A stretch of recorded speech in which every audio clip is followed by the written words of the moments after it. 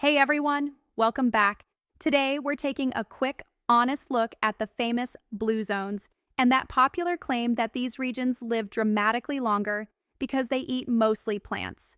It's a great story, but once you look underneath the surface, a lot of it starts to fall apart.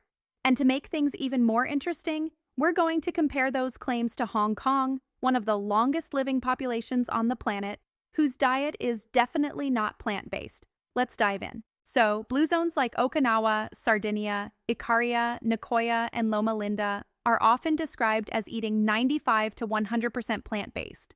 But when you look more closely, meat is still a regular part of every single one of those diets.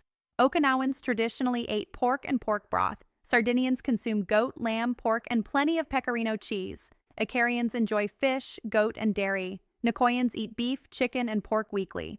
Even Adventists in Loma Linda have a substantial subgroup that eats meat and still shows strong health outcomes. So the plant-only longevity diet isn't really what's happening there. Now here's the part most people never hear. Some of the impressive longevity numbers in these areas may simply come from demographic quirks. Take the prairies in Minnesota. At first glance, these tiny farm towns seem to have a huge number of centenarians, but that's because most young people move to Minneapolis. When the younger population leaves, the town ends up with an artificially high concentration of older residents. So it looks like people live longer there than they really do. And the opposite thing can happen too.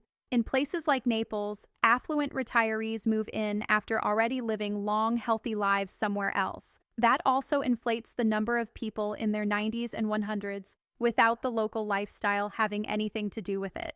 Now compare all of this to Hong Kong. Year after year, Hong Kong ranks at the very top globally for life expectancy, around 85 years on average, which is higher than most blue zones. And their diet, it's one of the most meat-heavy in the world. Pork, beef, chicken, seafood, eggs, you name it.